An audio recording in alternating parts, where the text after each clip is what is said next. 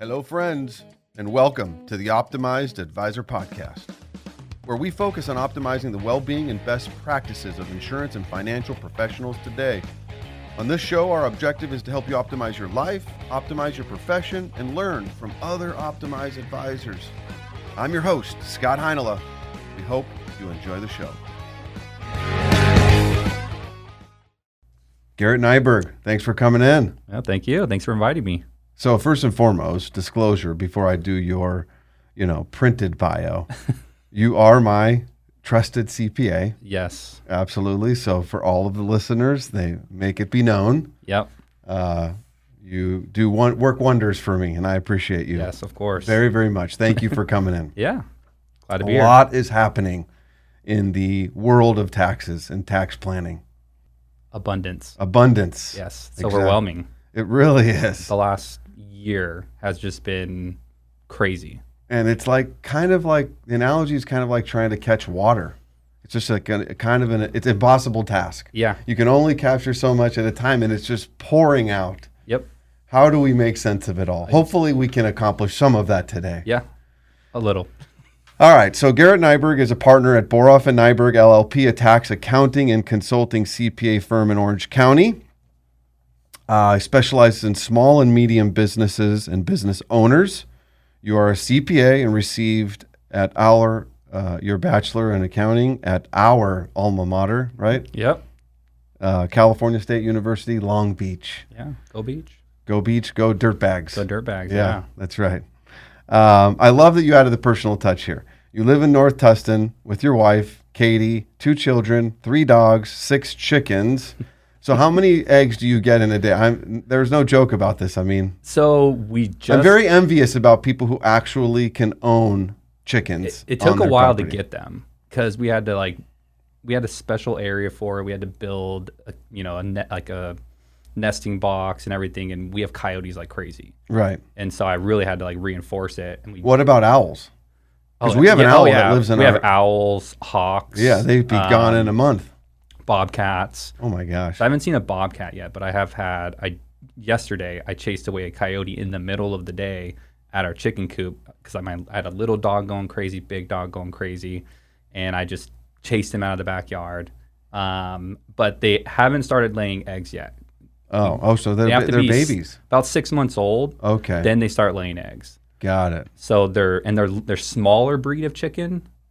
My wife got them because she likes fancy, cool looking things. So they're really fluffy looking. Oh yeah. They got big fluffy heads and they're really docile, love to be held. They're like kid friendly chickens. Yeah. My in-laws have a big place in New Zealand and they have a lot of chickens too. Yeah. And my youngest son is like the chicken whisperer. I mean, he picks them up and carries them all around and he loves them. Yeah. They're fun. And they produce eggs. Yeah. That's useful. We're hoping as opposed to a cat. A cat is the most useless domestic animal I can think of. Half the time they don't even want to spend time with you. They'd rather not. No. Yeah. Yeah. So it's just a little insight on my feeling of cats versus chickens. Yeah. So the chickens will hopefully get eggs in the next month. Sweet. So I'll send you pictures. You'll be an egg factory at 6. I hope so. Well, we don't know if any of them are a rooster yet. Oh. It takes a while. Got it. So they're at the stage now where we're like, okay, is that a rooster? I hope it's not, Because they're starting to develop their mature feathers. Yeah, these ones are hard to tell because they're a weird breed and they're smaller. Okay. But really you're looking for the sounds they make. So the rooster will get louder. Of course. Louder and louder. And he'll be a little more aggressive. So we know one we're pretty sure is. I'm hoping the other one isn't. Okay. Because you only need one if you want to reproduce. Right. And we have now my wife got these chickens. I'm hoping you have 5 hens. Yeah. That would be great. Yeah. And only one rooster. One rooster. And hopefully he's not super loud and we have to get rid of him. But because I've heard horror stories where people talk about their rooster going nuts at 1 o'clock in the morning. Oh, yeah. And then not stopping. Yeah. Yeah, hopefully that's not the case for you. Well, we did not come here to talk about hens, although I love the fact that you have hens. We're going to be talking about a much more interesting topic in taxes. So it's just sexy. Sizzle. Yes. Screams excitement. I love it. Okay, a lot going on. So I thought maybe we could kind of unpack a few, 2 or 3, timely topics within the tax planning world, one at a time. And without question, I think the first one that we should probably dive into is this whole Biden's tax increase plan. But you know what? Actually, before we do that, why don't you talk a little bit about your firm? Oh, yeah. Perfect. So you want me to give you like my kind of like...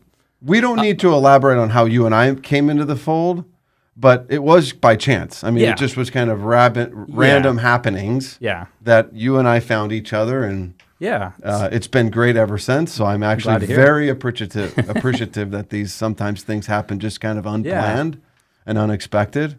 For very much so the better. Yeah. Well, I'll give you a quick history. So my dad was a CPA. So, growing up, like my dad, the lifestyle we lived, I was like, oh, I want that lifestyle. So I know what I want to do. I want to become a CPA because I do what he does, and I'll be fine. And my dad told me when I was going through college, he goes, just go straight into tax, because there's 2 options. You either go do auditing when you first graduate, or you go into tax. Most people go into auditing because you have to get the auditing experience in order to do audited financial statements. But my dad told me, he goes, you don't need to do that. Bypass that. Just bypass that. Don't waste your time. Jump right into tax. Start building your book of business as soon as you can. Because if you go do audit, he goes, if this is what you want to do, you're just gonna waste your time. Interesting. And so I took that advice, but it was hard to find. It was actually hard to find a job. My dad told me, oh, as soon as you graduate from college, there's going to be firms lining up left and right to hire you. And when I, 07, 08, the economy went down, and nobody was hiring. No one was hiring. Yeah. So it was a struggle. So I took an internship. That was a circumstance of timing. Yeah. So I took an internship with my business partner, who I'm partners with now. I actually started interning with him. And I remember I was $12.50 an hour, I think, $13 an hour. Okay. And my dad was like, you're not taking that job. I'll pay you more than that. And I'm like, Dad, I don't want to work for you. Like, I'm just going to do it. He's like, all right, man, do it if you think it's what's best. Oh my God, I'm so glad I did that. Because I jumped right into tax, interning with Nathan, my business partner. And then I was actually working for them part-time, working for another CPA in the building. Jim Neri, this older guy. I learned a lot from him. He was older, had different ways of doing things, different clientele. So I learned a lot from him, learned a lot from Nate. And it was just an internship. There was no like, hey, you're going to have a job after this. It was just internship through tax season. And then my business. The 2 CPAs were probably 2 very much different schools of. Oh, yeah. Oh, you young and old. Right. And you could totally tell the differences. And then he learned stuff from us, and we learned stuff from him. We actually collaborated with him a lot. We'd actually go over to their office, have lunch, but won't get into that. I'll jump back. But so I didn't have a job. I was just there and just collecting my learning. Mm-hmm. And my business partner, Nathan, he was a part-time contractor with Travis Matthew. Right. You're wearing the shirt. Yep. And he got offered a full-time job to be their CFO. And he was like, I want to be a CFO. And he took the job. So because he took the job, he was business partners with his wife at the time. And so they were like, hey, he's going to leave now. We would like to hire you. Would you like to work for us? I was like, yes. You were thrust into this. I was like, thank you. Luck. Thank you, Jesus, for giving Sometimes it's way better to be lucky than good. Oh, yeah. Know? Oh, it was pure luck. I could have taken another probably internship somewhere else. It would have never amounted to anything. Like, it was luck. Just luck got handed to me. Mm-hmm. And it all just grew from there. Yeah. Good for you. So what does the firm look like now? I mean, I know it's gone through some separation and all this, but what, Boroff Nyberg today. Yes. So what's the makeup? As of today, myself and my business partner, Nathan Boroff, we are 50-50 partners. We share everything. We're one and the same. How many returns around? So between the 2 of us, we have want to maybe say 300 businesses. Okay. And 800 individuals. Okay. Yeah. Yeah. I think that's our number. I'm thinking in my head of our tax program because it's got numbers at the bottom in each module. This is how many clients you have in here. So right. Okay. I'm doing some rough numbers in my head. we won't hold you accountable to the exact number. Yeah. But just getting gauged. So we're definitely a small firm. We're not boutique style firm. We're boutique. Yeah. We focus on medium to small businesses. Right. That's and great. Some of our medium-sized businesses have turned into massive businesses that moved on, mainly because they got acquired by someone else but yeah, that's kind of like our makeup is medium to small businesses. Yeah. We do a lot of individuals, because if a really good client, I'd love to only take businesses, but that would never work because when you have great clients who refer you their friend, you got to take that client for them. Yeah. Because birds of a feather flock together. Yeah. Usually these are going to be of similar status and needs in terms of their tax planning and all that. And you never know what that next client, who they're going to refer you to. Right. So, I don't turn anyone away. That's good. Great. Well, here we are in June. Yeah. In the midst of a new administration coming out of a pandemic. There's so much happening right now. It's hard to get our fingers wrapped around what the potential tax legislation is going to look like and all that. And so we touched a little bit on the fact that we were talking before. There's Biden's, the current administration's potential tax increases and what the landscape would potentially look like from a legislation standpoint. Maybe we can touch on just a few of the specifics that what I would say is your clients are coming to you, your business owners saying, man, I'm hearing this and this is what seems to be very real versus maybe way off in the distant or less likely to happen if I was a gambling person or gambling man. Yeah. So maybe we could just touch on that a little bit and unpack a few of those specifically.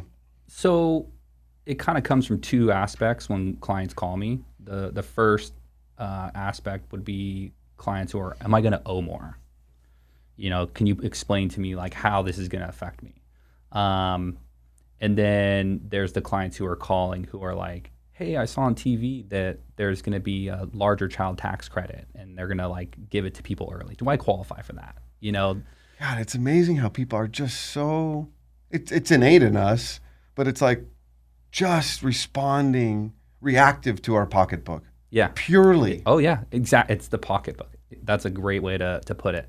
It drives our behaviors so dramatically. Yeah.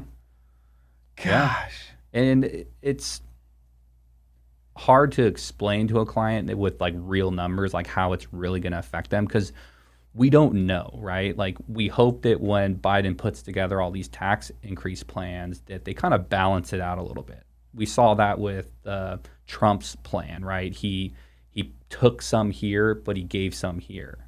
For a good example would be they lowered overall taxes, increased the standard deduction, which benefited a lot of people, but they also capped state taxes, right? $10,000. That hurt a lot of people, especially California residents. Mm-hmm.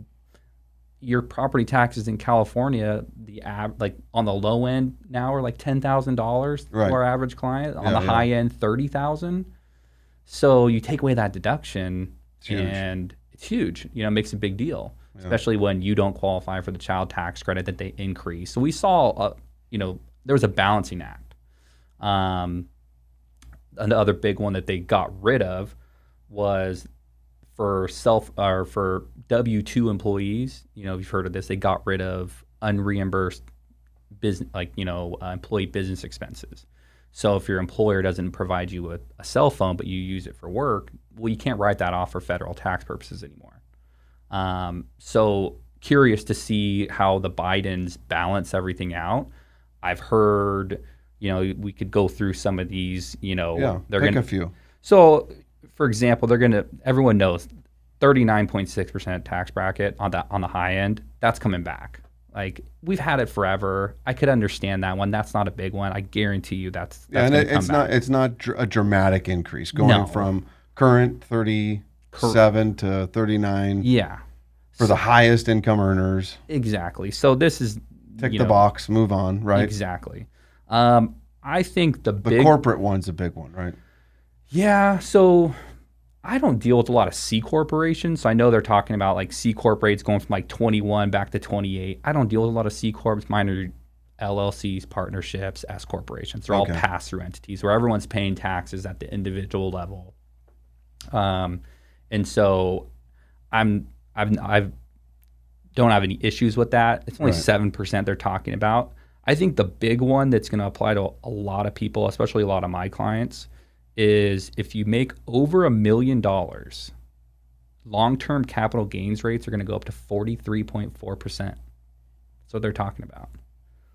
All right, so let's define the world that would encompass long-term capital gains rates for the biggest one. Well, obviously, like everyone's getting rich in the stock market right now, right? Yep, stocks. Everyone's holding on. Everyone's got big gains. So real estate, that's a huge one. Right. Selling your business. Okay, business. I've been in business 20 years. I'm getting ready to retire. Yeah. Today, when I retire, what kind of a tax liability am I looking at? Exactly. And you could be looking at somebody where like you might think like, oh, you make over $1 million, not a big deal. Well, look at somebody who's held some real estate forever. They don't make a lot of money. They've just built their wealth on real estate and they want to go sell this property. Okay, your gain's going to kick you up and you're going to make over $1 million now on the sale of this property. And now you're going to pay 43.4% instead of 23.8, I believe would be the max rate for federal. Because we're in California. You got California. Oh yeah, California 13.3 is the highest rate in California. You pay ordinary rates California always. Right. California is talking about raising their rates to 16.4%, I think now. 16.8. 16.8 plus the 43.8 potentially. Yeah, that'd be 59%, 60%. Wow. That's a lot of money. That's a lot of money. Especially if like you have a big gain. Let's just say your gain's $2 million and you're thinking, okay, yeah, what's my taxes? Well, the tax on that next $1 million, $600,000. So this is where things like 1031, in the case of a real estate holding, 1031 exchange becomes critically important to make sure you're utilizing and taking full advantage of that. But there's also talk, correct me if I'm wrong, that they might massage that and putting that mildly in some way. They're talking about that. I'm actually doing a lot of 1031 exchanges right now. I've done the most 1031 exchanges this year and for next year that I'm doing ever. Wow. A lot of people too getting out of California. I have a client 1031 exchanging land, real estate in California, moving it over to Hawaii. So real quick, just give me, not to get particulars with this, but what are the kind of guidelines of a 1031 exchange? How does it have to work for the people listening? There's a book that's like 2 inches thick. Right. About It's a Bible. Exchange. Yeah, it's a Bible. So there's tons of stuff.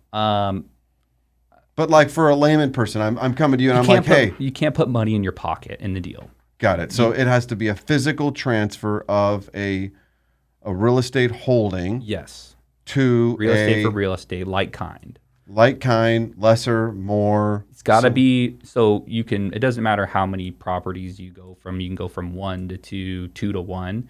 It's just whatever you sell for, you have to buy equal to or greater value. Got it. Okay. If you don't, they get the term boot. Boot triggers taxable income. Right. Okay. So I can go to, a real estate partnership. I could go to a REIT. I could go to, a portfolio of investments. I could go to an individual property. That one property can buy 2 properties. It just all has to be pooled in the same transaction. It cannot be, it has to be equal or greater in value. That's the general guideline. Mm-hmm. And I gain the benefit of kicking the can down the road. Yes. From a tax standpoint, becomes critically important if I'm going to pay 60%. Yeah. Man. And the one thing you got to remember is $1 million is not a lot. It's not. No. Not in California or on both coasts. No. That's what's the average home median in Orange County now? $750,000 or something like that. Probably got to be more than that now. I think like $750,000. Maybe Danielle can look that up. I feel like $750,000. Median I've home got a lot of in Orange friends County. that are trying to buy houses, and they're like, oh, I can't sniff anything for $750. Gosh. So that, to me, that's the bottom end. But I guess you don't look at the outer reaches of certain cities. I'm sure in Long Beach, there's probably property for still $300,000-$400,000 you could probably get. It's just not in the Norco, Riverside area, things like that. Maybe, I don't know. Look at Costa Mesa. That's what I want to. Costa Mesa, and that's the median price in Costa Mesa's got to be expensive. $1.5 million. Yeah, which is insane to me. Where we grew up. This is where we grew up. It's crazy values. All right. What other kind of potential tax? So yeah, that was a big one. The $1 million long-term capital gain. Corporate rates. Yeah, this is all the same. It's an interesting thing because there's so many different items that are being discussed. And so you kind of say, okay, well, as you look at each line item, you try and say, okay, what's the probability that this actually occurs? And when does it occur? And are some of these going to be retroactive? That's my biggest question, right? When do they put it in place? When's it going to be effective? What are they, like, they're talking about proposed, like adding a lot of things. I'm more curious what they're going to take away. Are they going to take away that 20% QBI deduction? That's a big one, right? They're talking about increasing the corporate tax rate, but are they going to get rid of the QBI deduction for LLCs, small business, partnerships, S corps, And QBI? Qualified business income deduction. Yep. So 20% of your qualified business income you get a deduction on. We won't get into all the limitations, but that's a big one. If you have a small business owner that makes $100,000 for the year, that's a $20,000 deduction. Yeah, that's huge. 20%. You just went from paying tax on 100 to 80. That's significant. Exactly. So that's going to be a big hit for a lot of people. People are used to paying a certain amount of money every year for taxes. So that goes back to when I was telling most clients are calling me saying, "What's going to change for me? Am I going to owe more?" Because they want to know. Right. That could be $3,000, $4,000 in taxes to them. Yeah. And it multiplies as businesses get bigger and bigger and bigger. Yeah. Yeah, that's significant. So what other questions are your clients coming to you with right now that are very timely? And then with that, the responses of strategies of saying, this is what I can advise you to do now. This is what you should consider. So I've been doing a lot of estate tax planning. Okay. It's great topic. Yeah. So let's get into that. It's interesting. It's a lot of it's building from me. I'm trying to do a really good job of making sure all my clients have a trust, because I've had so many clients who've had someone pass away and they get stuck dealing with probate. So to anyone listening, get a trust if you don't have one. Absolutely. Put all your assets in, because you have no idea what's going to happen. So we just finished, literally before you came in this door, we did a presentation with one of our broker-dealer firms, and the topic was, and we can make this available to anybody who's interested, financial planning begins with an estate plan.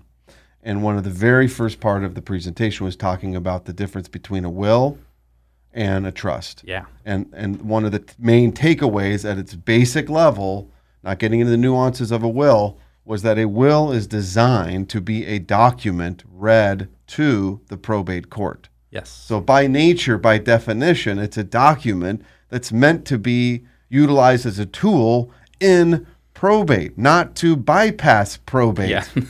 Huge understanding of what that is.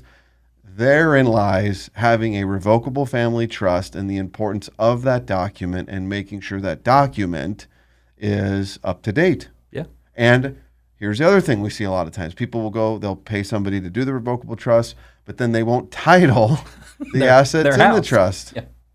Yeah. A house is the perfect example. Bank accounts. For most people, it's their single largest asset. Yeah. And they just leave it, whether that's individually owned or joint tenants in common or what have you, not in the name of the trust. Yeah. So good on you. Yeah. Step one. So have a trust. Have a trust. So I'm trying to think of the best way to approach this in terms of, so with estate tax planning, the big hurdle is where is the estate tax exemption? What is it going to be, right? In 2003, the estate tax exemption was $1 million. Mm-hmm. So if you had an estate over $1 million and you passed away, you paid tax on anything above $1 million. Well, in today's age, in your SoCal, that's every client. Right, every client. That's every client. So, since I think it was 2017 was when they increased it to 11 point. I think it's like 11.6 now. Yep. So, really, the way I approach is you kind of have to get an idea of with clients, like, hey, what are you worth? Right. And then approach it from there. My average client, they're not over that. Right. Well, percentage-wise, very, very population, very, very few are. Very few are. Because that's 11.6 per person. So, exactly. Yeah. So with that, it's really just making sure for the smaller client, make sure your trust is set up, make sure everything's in there, and just make sure you have all your assets in there. And if you've got real estate, the biggest one's just real estate. That's where most of my clients, it's like, hey, I've got this piece of property and I really want to sell it. And I'm like, well, I know you really want to sell it and you want the cash, but you're going to pay a lot of taxes on that. Do you really want to pay all those taxes? Are you ready to do that? Are you ready to pay that tax? Like, are you ready? Some clients I see, they're like, I don't want to deal with that. I actually had a client that sold a commercial building. He owned like 25% of it. He got like $4.5 million. He's 80. And I was like, don't sell it, man. Step up in basis. Get the stepped up basis when you pass away. Like, you guys make a lot of money. We can transfer this into like a real estate investment trust, something that you don't have to manage. Because he managed it. He goes, I don't want my kids to deal with it. Right. I don't want my kids to deal with it. So he sold it and paid all the taxes. I couldn't convince him. Wow. Couldn't convince him. Hey, look, at the end of the day, you can lead somebody, you lead the horse to the trough, but you can't make him drink the water. Exactly. But most of those conversations are around, hey, educating them on that property, what your basis is. If you want to sell it, this is what you're going to pay in taxes. If you don't sell it, your kids are going to get a stepped up basis and not pay any taxes on it. Yeah, potentially. I mean, that's another thing that's on the topic of them saying we might I keep saying the word massage, but make an adjustment to step up on basis. I mean, I find that highly unlikely that would actually come to reality. I think, but it's on. Yeah, I think you put in there. It's written somewhere in these documents that they're trying to maybe potentially eliminate that. Yeah, I mean, from a real estate standpoint, that would be devastating. Yeah, so it's the stepped up in basis on death, and they're going to get rid of. They're talking about getting rid of that. I think they put a cap. They're talking about a cap though of $1 million. So the first $1 million of real estate, you can get a stepped up basis. Anything over $1 million, you'd start to apply. You'd start to pay taxes at your date of death. It's all very interesting. It also, with just your experience in that 80-year-old, it's a very interesting experiment to see how your role, right, is to inform them, educate them, and it's evident that sometimes people are just making a purely emotional decision, and the emotion outweighs the financial benefit or loss. They make it. Just goes to show, like, from a human behavior and human psychology standpoint, of how important sometimes emotional toll is a driver of decisions. He even liquidated all of his IRAs. He didn't want to deal. I was like, you just put it in your kid's name. Wow. He goes, no, I want to cash it out. All the IRAs? I mean, you'd better off recharacterizing them to a Roth. I mean, pay all the taxes, put them in a Roth, then it's fully tax-free. He just wanted cash in one bank account. Who knows? There's definitely more. He had a life insurance policy that he cashed in. Oh, he has other thoughts of Armageddon and things like that. He just wanted cash in the bank. Yeah, wow. One account. Wow. So what are the basic guidelines? What are you seeing in terms of Roth conversions today? I'm curious. People recharacterizing qualified money to Roths. I mean, do you see that predominantly? Because I would say there's a lot of interest in it. However, what is really the percentage of people that actually deploy? It's the same clients that have been doing it forever. Okay. With me so far, everyone's contributing to Roths right now. So in a real, what does that kind of look like? The ones who recharacterize, not contributing, because the high income earners were phased out. They can't contribute to Roth. But ones who are, let's say, they're they are adopting the process of recharacterizing, do you get really involved in that, or are they kind of doing that more or less on their own? Or? I try to get really involved because I cannot tell you how often they do it wrong. They do something like, so you get backdoor Roth IRA, for example. Yeah, let's talk about that. Or just contributing to an IRA and a Roth IRA in general. I can't tell you how often someone contributes and they weren't allowed to.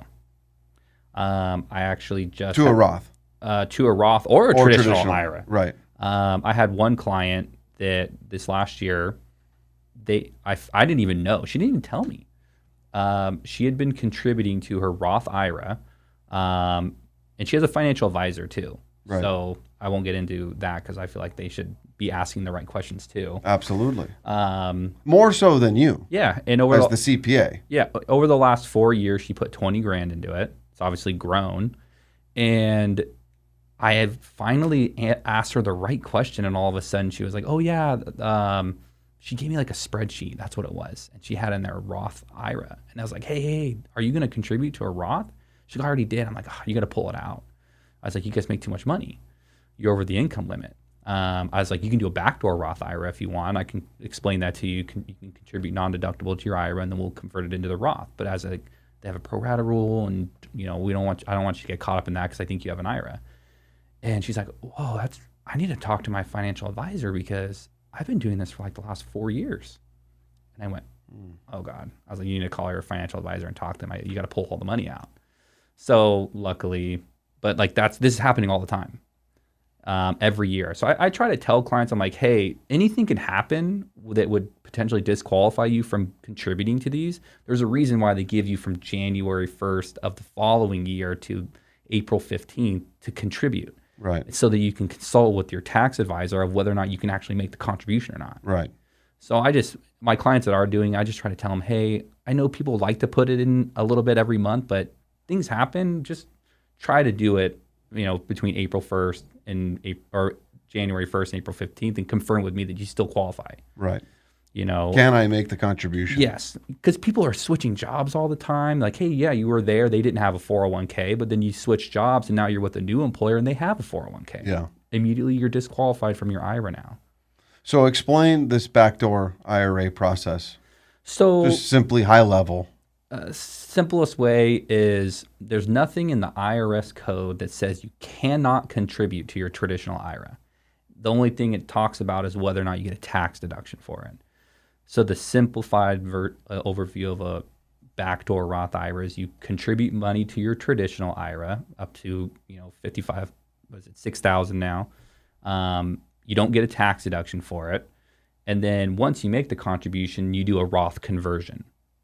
When you do a Roth conversion, it triggers. You're supposed to pay tax on the Roth conversion, but since you never got a deduction on the initial contribution into your IRA, it's a tax-free loophole of getting money into your Roth. Into the Roth. But it gets tricky because they have this thing called a pro rata rule.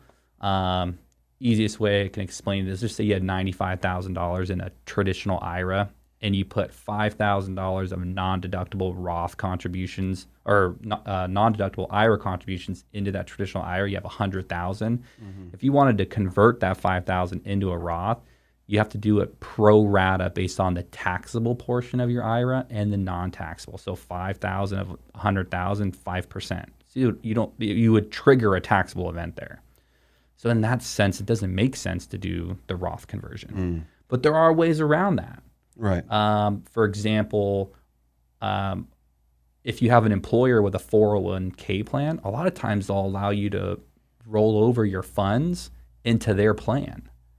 So then you get your money out of your IRA, and now you no longer have an IRA. So you can do the Roth conversion. Right. Interesting. There's little tricky. Yeah, you've got to look under the hood, get involved, ask your CPA. Yeah. Ask an informed financial advisor, right? Yeah. Or always consult with a tax professional. So that client, this is the first time I've ever had a client who had been doing it for years, but now I have to deal with. So there's a 6%. I can't remember what they call the tax, but it's a 6% fee every year you put money into an IRA or a Roth IRA into a Roth IRA and it didn't qualify and you didn't take it out. So over that 4-year period, and it's 6%. the first deposit was 6% per year for 4 years. Yes. The second deposit was 6% for the 3 years, so on and so forth. Correct. Oh, wow. Yeah. So luckily we caught it. So her 2020 contributions, as long as you rectify it before the due date of the return, which would be October 15th, not subject to the 6%. But on all the old stuff, they are subject to it. Yeah. Interesting. So I got to figure that one out for them, because there is a form. I either have to amend their return to charge the tax on them, or I'm trying to find out if you can just pay all the tax on your 2021 return when you do the conversion. So let me ask these other questions. Let's do employees and business owners. Okay. You're seeing so much migration around the country, one state to the other, wherever it is. I saw a number, dang, it'll come to me. The amount of people that have migrated since the pandemic. Yeah. So let's talk about the advantages of me moving from, a state income tax state to a non-state income tax state. It's very simple as an employee, but let's explain that. And then it's definitely more particular for a business owner. Yeah. So we could just kind of high level explain how that all works. Employees easy. So, I moved from a state tax state to a no tax state. Yeah, no more state taxes. I gain the benefit. You gain the benefit. Whatever you're paying into they take out of your W-2, they don't take it out anymore. Done. Now, business owners, that becomes a little bit more sticky because of where I'm domiciled, where I do business, how I do business, how many employees I have.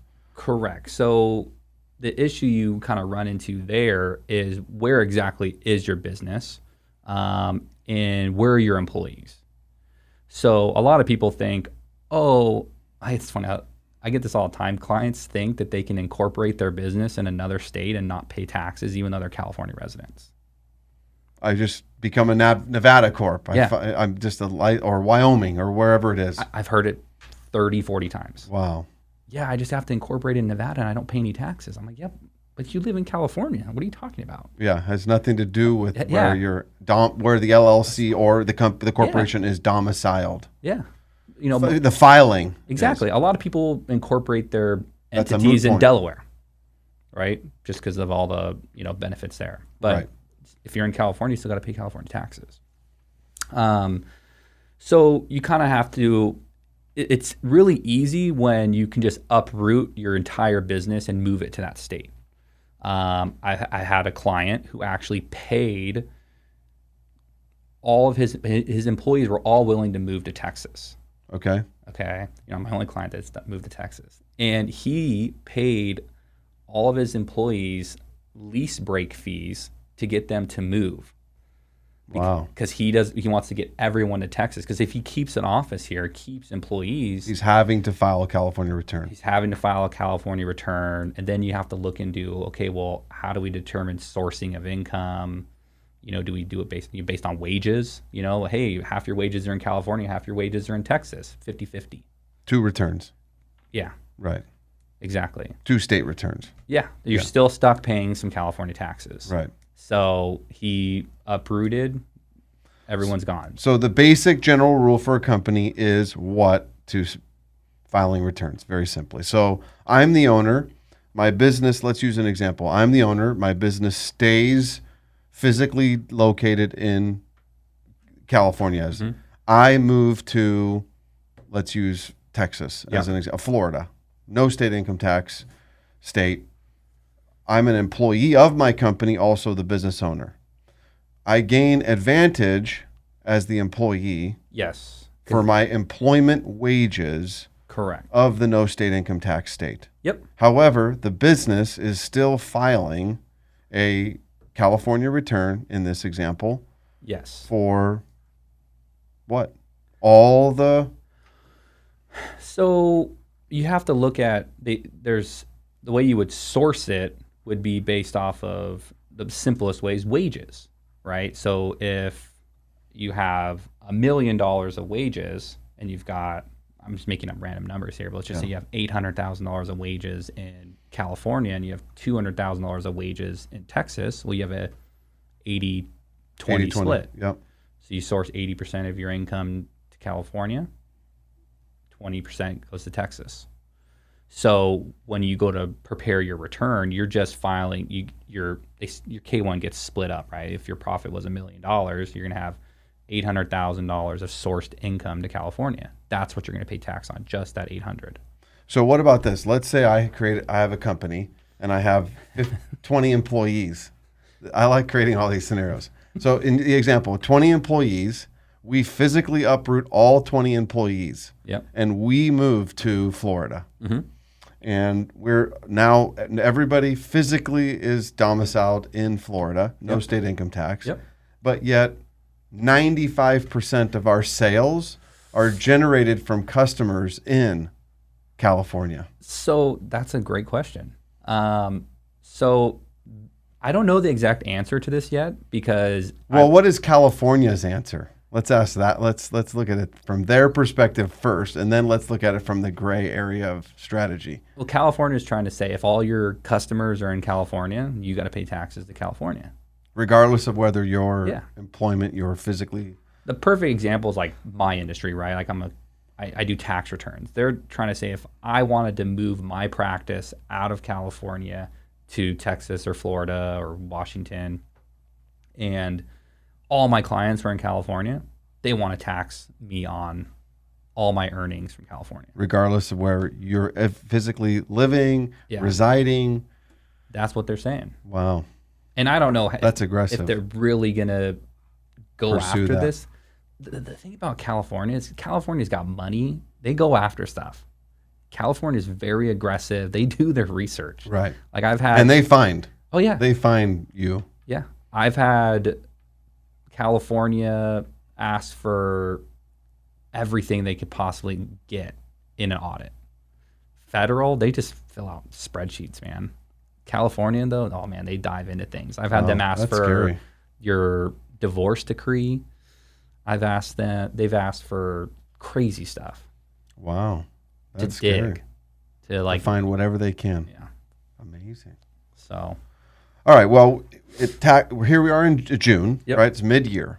What should individuals and or business owners be doing, or could they be doing now to prepare them so that come Thanksgiving, they're not calling you with this, panic mode, or December 15th, right?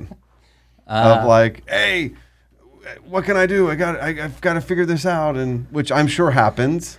Yeah, that's always going to happen. Or December 30th, they call you. Because the hard part, generally, it's getting your records together. Yeah. Right? I always tell clients, keep track of your stuff. Right. Do bookkeeping. See, Danielle, we keep receipts. Yeah. It's important to keep the receipts. Because the only way you can do good tax planning is if you know what you've done so far year to date. Then you project forward from there. I don't want to make this too generic, but it's important for people. So simple thing, you have an expense. You're wondering if this is advantageous from a tax planning standpoint. What do? So file it, just throw it in a file. No. So I guess the best way for me to explain this is because most clients, you've got new businesses and existing businesses, right? The existing businesses that have already been established, they're just looking for ways to write off more stuff, right? And then their questions are like, hey, can I write this off? Can I write that off?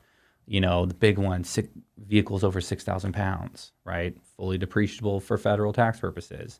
So there's a lot of planning in terms of your expenses and what can we do to maximize our deductions. How much S corp owners, how much payroll do I need to pay myself? So that I can do my 401k and max my profit sharing, right? There's a lot. I do a lot of that. But there's been this wrench that got put into that, concept with the QBI deduction. That we talked about, that 20% QBI deduction. So a lot of our planning that we're doing, mid-year is making sure we run the right amount of payroll so that you can put in as much as you want into your retirement account, but also not run too much payroll, because if you run, the more payroll you run to yourself, the lower your business profit goes, which means you miss out on that 20% QBI deduction. Oh, right. So we play this balancing act of like, how does this, pertain to you, and how does it fit you the best?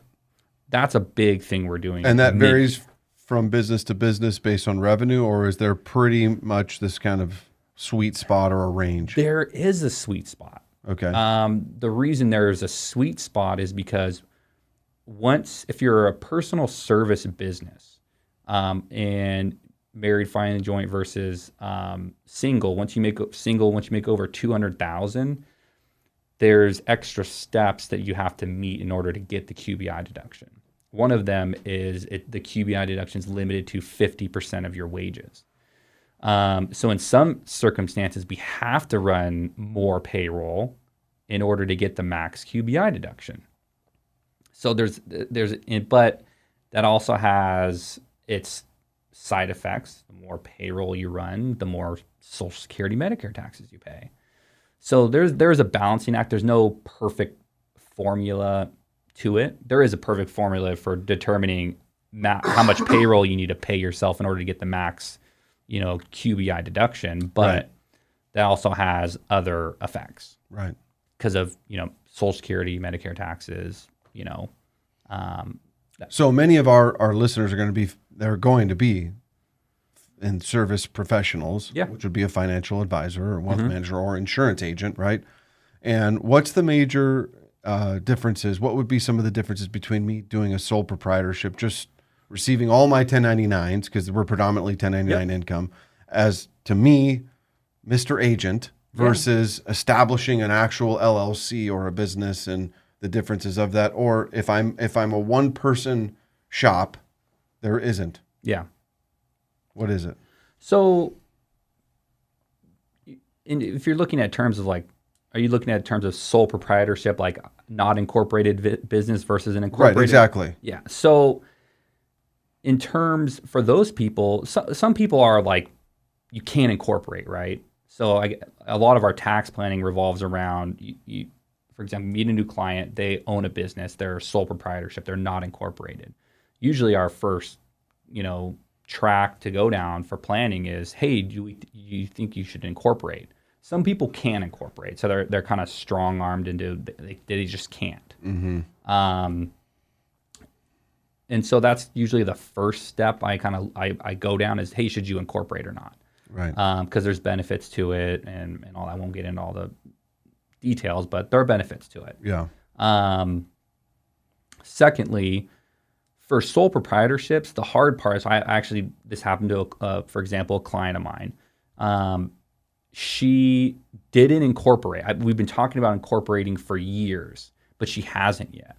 And the reason she hasn't incorporated yet is because she has a side job where she already has W-2 earnings. Right, she's wages. So she's already got wages. She's already paying Social Security, Medicare taxes. And so we haven't incorporated her business yet because she hasn't wanted to go through all she just doesn't want to go through all bank accounts, updating all of her licenses and all this stuff. Because if we converted her to an S Corp, well, she's not going to save that much money in taxes, right? That's usually the benefit of setting the driver, pocketbook. Yeah, pocketbook. Drives she's going to save decisions. some Social Security, Medicare taxes. In her instance, it's not. So I've always talked to her about, hey, you might want to incorporate. And the reason why is she's a service. As she makes more money, eventually she's going to get over that income limit of 200,000. She doesn't make that, wasn't making a crazy amount of money, but once she gets over that limit, she doesn't get the QBI deduction anymore. Mm-hmm. Well, this last year she killed it because of COVID, went way over, ended up making like $500,000 that year, and her earnings from her self-employed business were like $300,000. But she didn't qualify for the QBI deduction. So you're talking about a $60,000 deduction that we missed out on. Wow. We could have. Because she didn't plan. She didn't plan. Pre-plan. Yeah. All right. So one of the things would be, look, if you're going to have a dramatic adjustment in income in any capacity. Got to talk to me. Got to talk to the CPA. Yeah. A tax professional. What do I do? Yeah. 2, any large purchases. Yes. Any a vehicle. Yep. A real estate holding. Starting a business. Starting a business, hands down. Relocating a business. Yeah. So a good aspect to go over about starting a new business is usually when you start, like, most people that are starting a business, they got a W-2 job. They've got earnings. And so you go in to start this business, you got a lot of startup costs. And so normally you would think, write off as much as we can, right? Our goal is to get as much deductions as we possibly can. But there are circumstances, though, where that isn't the best strategy. So I ran into this. Why? So good example. So I have husband and wife. Between the two of them, they've got W-2 jobs that make like $200,000 a year. Their family is big in farming. They wanted to set up an orchard. It's I think it's oranges. So they bought a farm and they've segregated out the land into like lots, and they're like, okay, we're going to plant this lot. It's going to cost us, $95,000 to replant, irrigation, everything.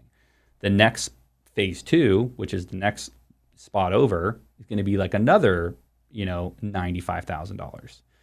So I broke it all down for them because they were like, hey, we want to go exempt on our W-2s so we don't pay all the taxes. We know we got all these write-offs. For federal tax purposes. We're going to accelerate the, all the irrigation. We're going to accelerate the trees because it's all fully depreciable. Right. And so they're like, what am I going to owe in taxes? So I go through the numbers. I'm like, okay, well, you guys got itemized deductions. You're going to spend about $95,000 this year. After all these write-offs, you guys aren't going to pretty much owe any federal taxes. And so on the $95,000, if I threw in the $85,000, all I did was kept reducing their wages, but they've got mortgage interest, property tax. They have the itemized deductions that they have. Right. Child that tax. They weren't accounting for. Exactly. So I had to explain to them. I said, look, if you go for that next lot of land, dollar for dollar, it's not going to save you a whole lot of taxes. Wait till next year. Because next year you guys can go exempt again for federal tax purposes. And then you're going to save at the 24% bracket instead of 10. That's real money. That's a lot. Exactly. Yeah. And they were like, oh my God, we're so glad you brought that up because like that is easing us because we were just like, oh, should we go and get the second lot going? And you just made it easier for us to make that decision. But if you would have never, we would have never thought. Most people would think like, okay, just more deductions, I make $200,000. And I'm paying, $200,000 for this farm. I should write it all off, so I don't pay any taxes. Right. No, you're losing out on deductions now. Yeah. The other one too, just kind of going back to the backdoor Roth, IRA Roth strategy, is thinking about harvesting specific tax brackets. Yeah. A lot of people don't really even know what their AGI is and what the room is to say, okay, because what happens in many cases, well, advisor says or XYZ, or maybe just people independently make the decision, no, we don't want to, we're going to convert all of this because of whatever we think the future is going to hold. We're going to convert this all to tax-free. And next thing you know, they go from, let's say a modest, middle of the road federal tax bracket to through the roof. 37. Boom. And they didn't do the proper, well, to me, that's kind of, they need someone like you to do, for lack of a better explanation, a pro forma of saying, before we do this, let's look at what the impact will actually be on your return. Yes. And right now, the current tax brackets are set to sunset 2022, right? The current, unless there's a Biden. Yeah. Unless something changes. Yeah. So, and they're pretty modest, right? Meaning the ranges are very generous. Yeah. So there's one big jump in the brackets. I believe it goes from 15 to 22. There's a big jump. We can pull it up. Yeah. She can pull up I can't remember which one it is. Our tax bracket. You could probably I should throw it on know the it, screen. right? It should be ingrained in my mind. There's a lot of numbers, but that is your job. Absolutely, right? But yeah, we could jump back to that. But yeah, there are a lot of jumps that you can, or good example is people don't realize that you have I've retired clients that a lot of their income is capital gain income. Well, if you're in the lowest tax bracket for federal tax purposes, you don't pay any taxes on your capital gains. And so I'll have clients that will, if they do a Roth conversion or take a big lump sum from their IRA, the most common is the lump sum IRA withdrawal. So these are retired people, capital gain income, Social Security. Mm-hmm. They go take $100,000 out of their IRA to do whatever. And I'm like, could you have just spread that out over a couple years? They're like, well, no. I'm like, well, yeah, I probably could have. I'm like, well, you should have, and here's why. Now your Social Security is taxable. 85. Now you're paying capital gain taxes. Yep. So I'm like, you took out 100 and now you owe 50. You just popped the balloon. Yes. In a big way. So here we go. Married. There you go. Jointly. 12 to 22. It goes up 10%. Most people are going to be here though, right? Married filing jointly. Yeah, 24. But like, you got to look at. I mean, this is huge. Retired. 172 to 329 and 24. 81 to 172, 21 or 22. I mean. So yeah, I think you got to look at the 20 to 80 for retired people, right? So that's a big one. People that are retired, they've got $3 million in their investment account, IRAs. They're not paying a lot of taxes because they don't. Right. So that's the ones where I see, hey, you just went from 12 to 22 now, capital. That's a huge bump. It's a huge bump. And they don't realize. I mean, what's the difference between 22 and 24? It's so modest. Yeah. But going from 12 to 22 is huge. Especially when you didn't pay tax on your Social Security before. You also didn't pay tax on your capital gains. And now you're paying taxes on it all. Yeah. Yeah, that's important things to look at. You got to be careful about that. It adds up. So that's one thing is like people that are making those decisions, like you reach out, double check with me. Hey, what is going to happen if I do this? Because money's money, right? Yeah. Everyone's, like you said at the beginning, everyone's looking at their pocketbook. All decisions are based off their pocketbook. But in that one, they're so driven by that money. Let me get it now. Right. Yeah. Interesting. All right. Any other, advice that you could give some of these listeners or financial advisors of thinking what they could do or their clients before year end? Before year end? Like now, what should they start thinking about now that we know, not what could be coming down the pike? Because let's think in concrete terms here. Like if assuming nothing changes for business owners. What are the standard things? Like if you're an employee, obviously you should be maxing out your qualified plans, HSA plans. Look at your HSAs. Another big one, people that are W-2 employees should be reaching out, who have children that do childcare. They should be reaching out to HR because they just increased the child independent care FSA, the flexible spending accounts that you can get. It used to be $5,000 per family. They just bumped it up to, I believe, $10,500. Oh, that's a lot. That's a lot of money. Yeah. Especially if you're in the 32% bracket on another $5,000. That's $1,500 in tax savings. Yeah, that's a lot for money that you're already spending. Right. The other one I heard is there's going to be 36 million people that get this child tax credit from the IRS. That's a lot of people. That's a lot of people. How do I know if I'm going to get that or not? Do we know? Because I just heard that headline. I believe it's going to be based off of your previously filed returns. Okay. So they're going to look at 2020. If you qualified on 2020, they're going to front you the money. It's not free. So if you don't qualify for the child tax credit the next year, you got to give it back, is my understanding. Okay. All they're doing is paying it forward. Hey, we're going to give it to you early. Now, because you need it. Which is, a lot of people be prepared, because if you get it early and you're used to getting a $5,000, $6,000 refund, now you're not. You're not going to get a refund at the end of the year because you already got your child tax credit. Think about a family like all they're doing is paying it forward. Yeah. Okay, so be aware of that. Be careful. Yeah, especially for people that set up their withholding for W-2s where they want to be right at break even.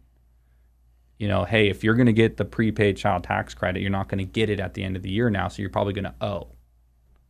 So that would be a good one to double check if you get it. If they do it and you get it early. And as it stands now, everything's back to normal in terms of when I file my returns. Yeah. Now that 2020 is done.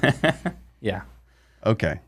All right. So April 15th, back to the normal test or deadline date. Yeah.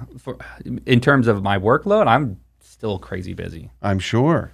This was the most exhausting tax season because we spent so much time on things unrelated to preparing people's tax returns. Like, we already can't get everyone's tax return done by April 15th. That's impossible. Not going to happen. Right. And so it's just been overwhelming. Daunting. Yeah. Help, because everyone's got questions with everything, right? Everyone got a PPP loan. Everyone wants help. Hey, Garrett, how do I get it, forgiven? So they're looking for me to help them with that because they don't want to mess it up. Right. Have you heard about the employee retention credits? Oh yeah. Yeah, these are huge. Everyone's like, I have tons of clients going after that now, but now it's so much work, right? If you're the problem with everything they do when they rush out these credits and all these changes is they don't issue guidance, right? So it's up to us to interpret it. And then from there, we have to wait for the tax softwares to update or the form to come out to do it. And then what's been happening over the last 6 months is they come out with new guidance. So, for example, like why we're so busy, we're amending returns now because if you live in a community property state, they had the $10,200 tax-free unemployment. And so it's per person. So if you're married, it was $10,400. But before, it was $10,200 on just your Social Security. So if your wife didn't have, or on your unemployment. So if your wife didn't have unemployment, you only got $10,200. Well, they just issued new guidance and said, if you live in a community property state, you can do $20,400 if only one person got the unemployment. Really? So now we have to go back, figure out, okay, well, who does this affect? Yeah. How do we find that out really quickly? All right, you got to do the work. Go through all them clients, figure out who got unemployment. There's ways to filter, but then you got to check. But this is all, then you have to then reach out to the client, explain to them, hey, we have to amend your return. I'm going to save you money, don't worry. But do I charge for it? Yeah, that becomes where it becomes a double-edged, slippery slope. That's because why it's time. Yeah, that's all. 100% it's all it's time. And it's work. You have to explain it to all of them. That's what we've been dealing with. Chasing people down. Exactly. Because you don't want to be that preparer who they reach out to you, hey, Garrett, did I qualify for this? I don't want to get that email. Right. And I'm like, in retrospect. Yeah, like 3 months from now. Right. I'd rather them get an email from me saying, hey, you just guess what? You're going to get some more money back. You're trying to do the right thing. Yeah. Yeah. Not an easy task. Yeah.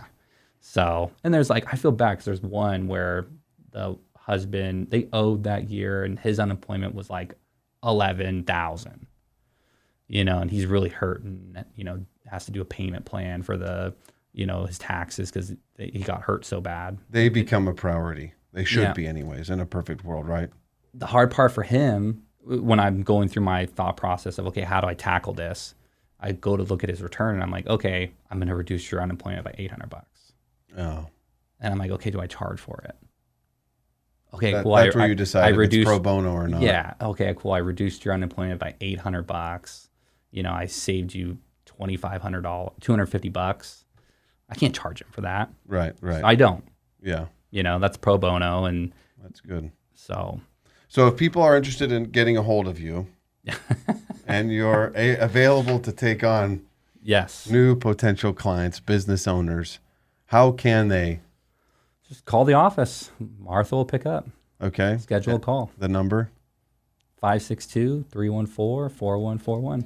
Boroff and Nyberg. That's right. Yeah. Thanks for coming in. Yeah. Till next time. Glad to be here. All right.